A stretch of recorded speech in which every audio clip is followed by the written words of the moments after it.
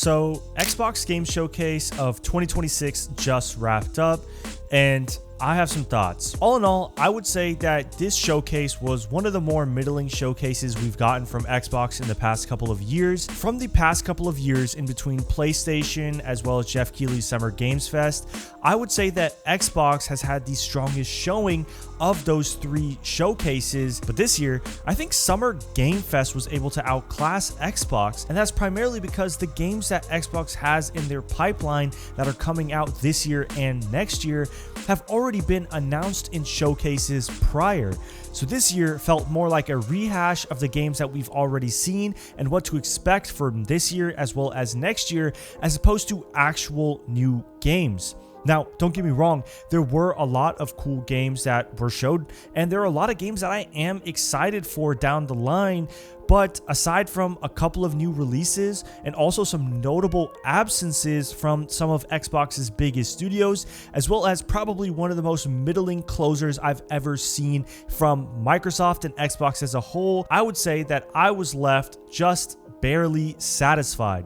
So today, let's talk about Xbox Games Showcase 2026. Let's talk about some of my personal favorites that I saw. I'm not going to be going through every single thing that was released or shown off in the showcase itself. And ultimately, let's see where Xbox is at today and where it's heading in 2027. If you like this type of content, make sure to hit that like button and consider subscribing to see more content like this. We've got tons more news and reviews coming up along the way.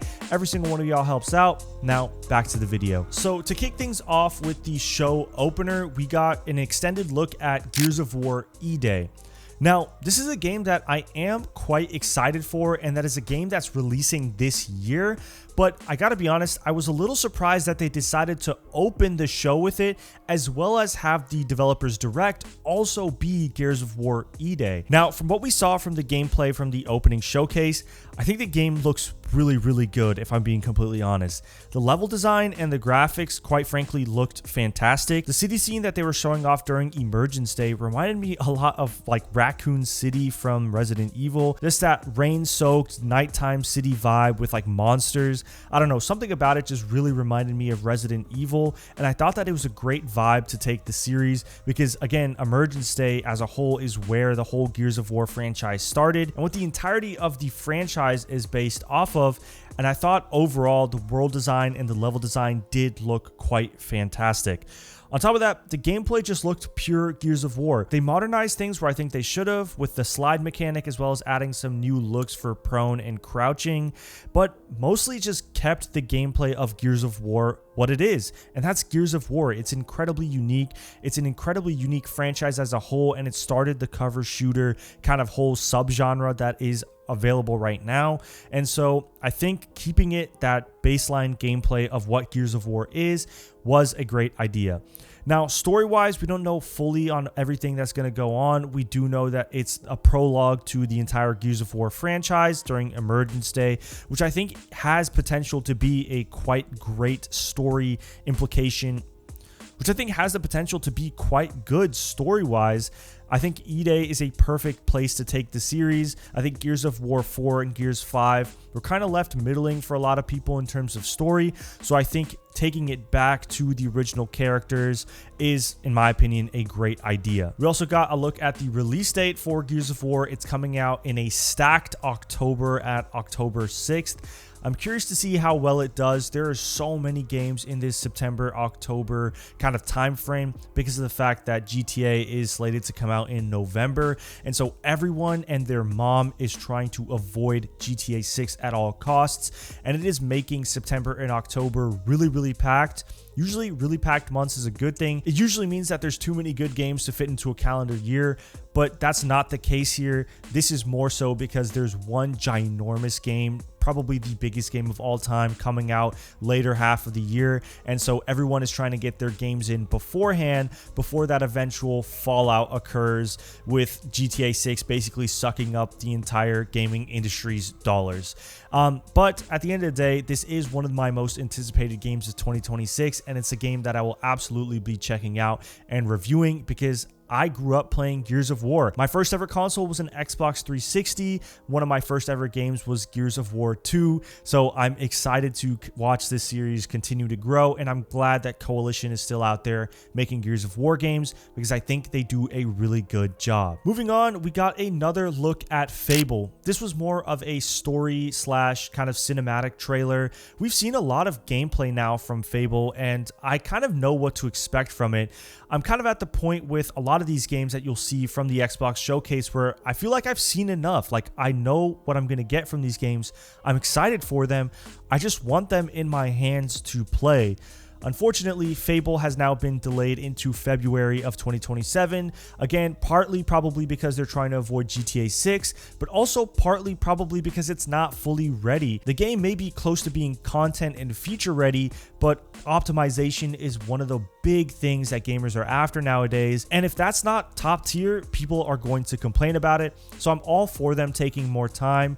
I've just been wanting this Fable game for so long. It's a franchise that has really interested me, and I think this game as a whole just looks really good. We got our first look at it back in like 2021 or 2022, back at the beginning of this console generation, and now we're going to get this game at the tail end of this console generation, which is a little frustrating, to be completely honest with you. But if the game comes out and the game is a certified banger, I think everyone's going to forget about the long development cycle and is just going to appreciate Fable for what it is. And so, yeah, we got to wait a little bit longer. We got to wait till February. But luckily, we have a lot of games in 2026 to keep us occupied until then. Moving on, another game that, again, we've already seen, but a game that I think looks pretty solid, and that's Halo Campaign Evolved. Of course, this is the remake of the original Halo Combat Evolved that came out way back in the day on the original Xbox, and I'm excited to see it. I actually never got a chance to play Halo Combat Evolved because it's a little bit before my time. My first ever game was Halo Reach, and I loved that game to death. It was what came with my original Xbox 360 back in 2010, and so I'm excited to give Campaign Evolved a try. I think the environments look solid. I think it looks good overall. I'm not sure how Halo it looks, quote unquote. I think Halo Infinite, in my opinion, did a really good job of kind of showcasing what Halo is supposed to look like. It's got more slightly muted colors. It's more of a realistic vibe. I think Campaign Evolved has a little bit less of that realistic vibe, in my opinion. It looks slightly more cartoony. It's also because they moved to Unreal Engine 5, so it's a whole new kind of pipeline on how they're working on these games.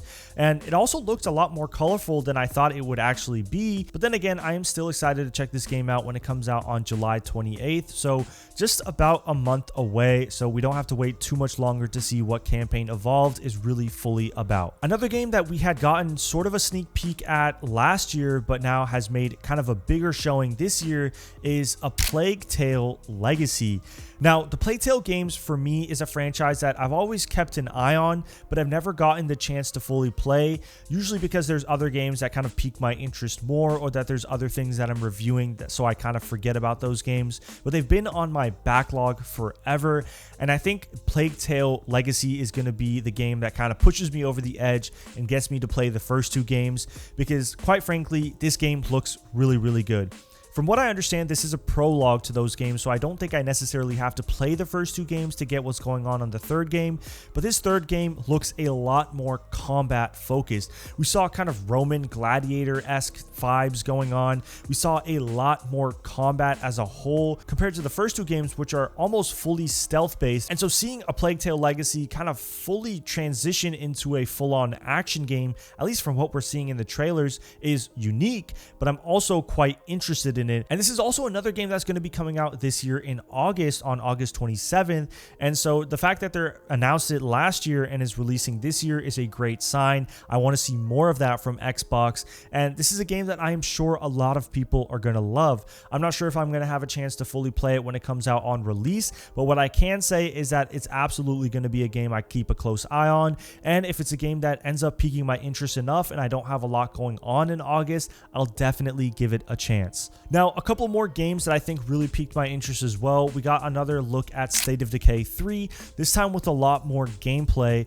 State of Decay is another one of those franchises from Xbox that I've kept a close eye on, but have not necessarily played a ton. I played a bit of State of Decay 2, and I enjoyed it for what it was. I think there are a couple of things about State of Decay that don't really vibe with what I like out of video games. I think the base management system and the people management system looks interesting enough, but back when State of Decay 2 came out, I was still kind of new to gaming, and so I didn't really kind of fully grasp what State of Decay was asking of me in terms of base building and player management.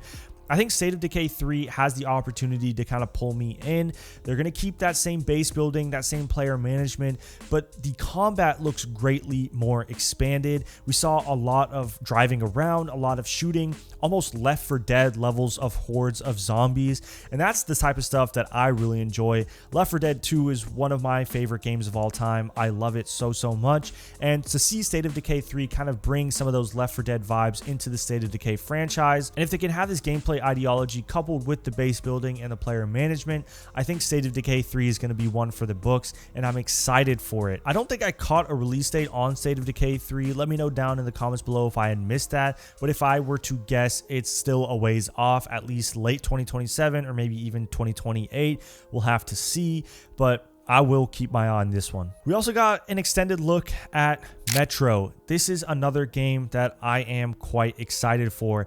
I am a big baby when it comes to horror games. I hate them, but something about the Russian kind of post-apocalyptic genre of games, this game, Stalker, Heart of Chernobyl, they really interest me. Even though I am a big baby when it comes to horror games, these are two franchises that I think will get me, kind of push me over the edge and get me to play their games. And Metro, I think, is going to be the first one that I'm going to give a try to. This game looks insane. The environments look absurd. There's a scene from the trailer where it was like raining outside. I know this game primarily takes place inside the metros, of course, but those outdoor segments looked insane. The rain and everything about that environment just looked, quite frankly, insane. I cannot believe that a game like this can look that good.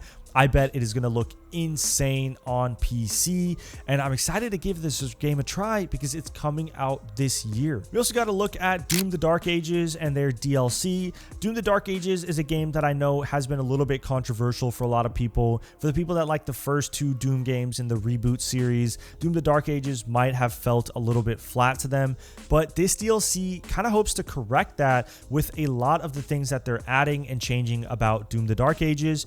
This DLC has been kind of built as a full-on, almost standalone expansion to Doom the Dark Ages, and so I'm sure fans of this game and of that franchise are gonna love this DLC. Personally, I'm not gonna be checking it out. This is just not a franchise that really interests me in the way that I know it interests a lot of other people, but it looked interesting for the people that care about it nonetheless. And that DLC is also coming out later this summer, so we don't have to wait too much longer to see what the verdict is on that one. Moving on to a world premiere game that I actually think looked kind of insane, we got to talk about Magicians: The Devil's Deal.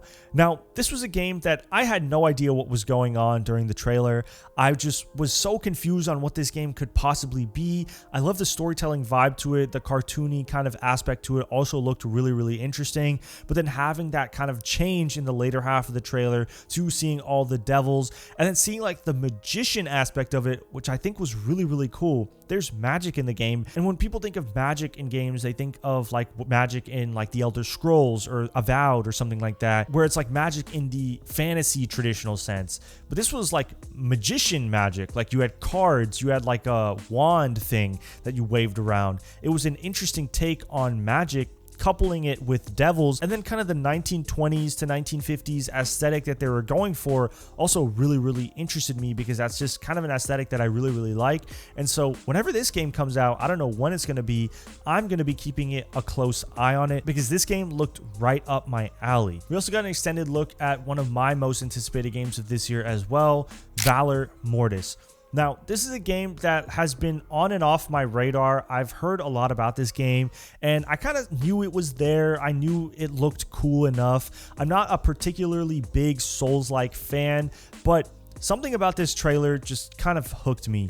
the Napoleonic era vibe, as well as the first-person Souls-like action, and the story itself looking pretty interesting. Again, the jury's out on if the story is actually going to be good or not. I feel like for Souls-like games, at least for my personal taste, I need the story to be at least solid to kind of push me into completing the game, because when I'm dying over and over and over again from a boss, I need that kind of in the back of my mind, like I need to see what's happening next in the story, and if the story doesn't interest me, I'm not going to finish the game. But I think Valor Mortis looks right up my alley with what it sets out to accomplish. I like the first person vibe. I think the story from what they showed in this trailer looked pretty good. And this is a game that's also coming out this year. And so I'm excited to give it a try. And I absolutely will be playing this one because it's just so unique. We don't get a lot of brand new IPs anymore. And to have an IP look this interesting and this different from the rest of the gaming sphere is a triumph in my opinion, and to kind of pull off this vibe that they're trying to do. And so I'm excited to check this one out. Moving on to the penultimate closer for the whole showcase, we got another look at Clockwork Revolution, as well as kind of a release date. Now look, with Clockwork Revolution, this is probably one of my most anticipated games in the past 5 years. From what this game sets out to accomplish and what I like in my video games, this hits every single aspect. It's a first-person RPG set in a steampunk era vibe. All right, I'm already sold. But then you have kind of this British humor thrown in. Okay, awesome. And then on top of that, you have this insane time bending mechanic where you can go back in time, do things, and then those choices that you make affect the consequences of the future of the game, and it changes things about the present day. Like, what the hell? This looks insane. And we've already seen quite a bit of it. This game was first announced back in 2024, and then we got a massive 7-minute trailer in 2025. And so, quite frankly, at least for me, I don't need to see more of the game. I've already seen what I need to see. I know that I'm going to enjoy the game. I just want the game to come out. And for it to be the penultimate closer, I think is a little bit of a cop-out because people have seen the game already. People know what it's about, and people are excited for it. I think without a doubt, if you talk to anyone in the gaming sphere, I think they're going to bring up Clockwork Revolution as one of those games that they're highly excited for. And yet still, this game is still a year away. It's coming out in 2027. And yes, in my opinion, that does kind of suck. To announce this game in 2024 and to have it released 3 years later, I think is just too long of kind of a hype cycle for me.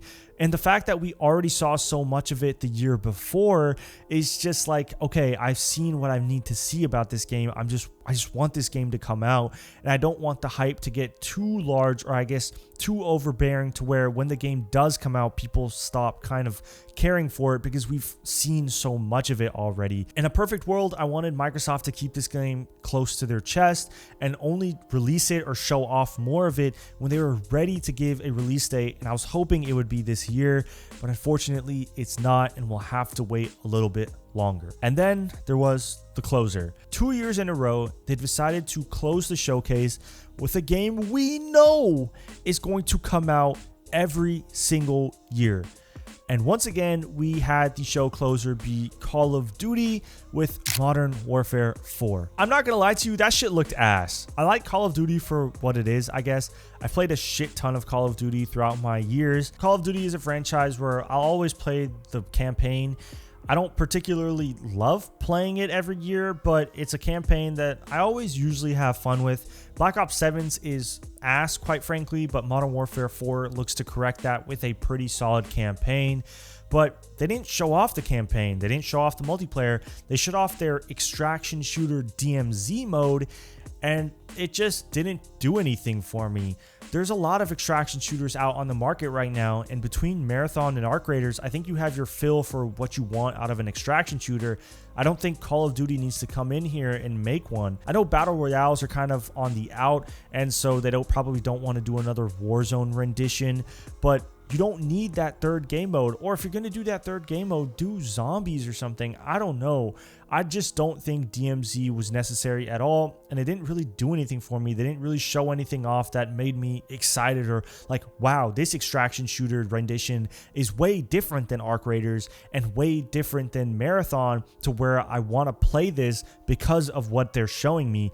That just didn't happen for me. I didn't really give a shit about it, and the fact that they closed with it, I think, is just not good to me. Closing with a Call of Duty 2 years in a row, to me, just shows that you don't really know what you're doing in terms of the future.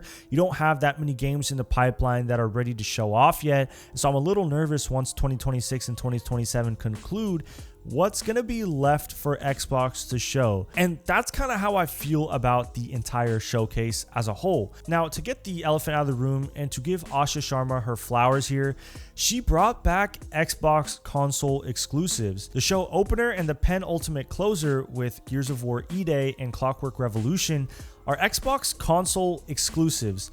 That is huge.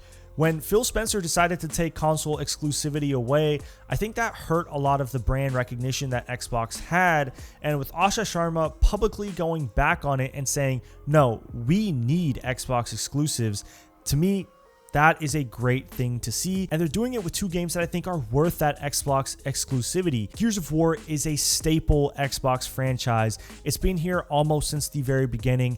When people think of Xbox, they think of Gears. Clockwork Revolution is a new and innovative game from a studio that is known for deep and expansive and intertwining RPGs. And to have that be an Xbox console exclusive, I think is a great move for Xbox. They also showcased some cool hardware. They showcased an Xbox 25th anniversary console as well as a controller that I think look really fucking cool. I really want the controller. I'm probably going to buy it when it comes out later this year because it just looks that cool and it brings back the original Xbox vibes, which I think Asha Sharma has been pushing for hard. But at the end of the day, aside from a couple of world premieres with like the Magician game, as well as Persona 6, a game that I know many people are going to be excited for, but just not a franchise that I've ever played before or I've ever had any interest in.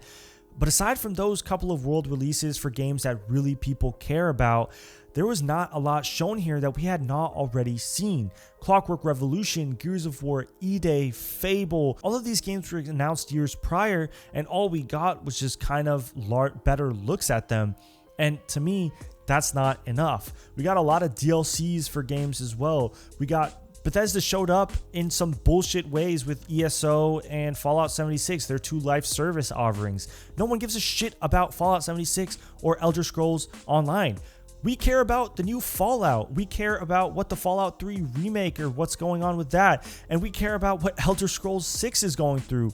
If Elder Scrolls 6 is about 2 years out, which is what leaks and rumors suggest, I think it's time for a trailer. Why was that not the show closer? Like, that's just the kind of stuff that I think was frustrating a little bit, was that there was just a lot of updates and DLCs and more shows for games that we had already seen before, but not new games, not innovative games, not games that we have not seen before.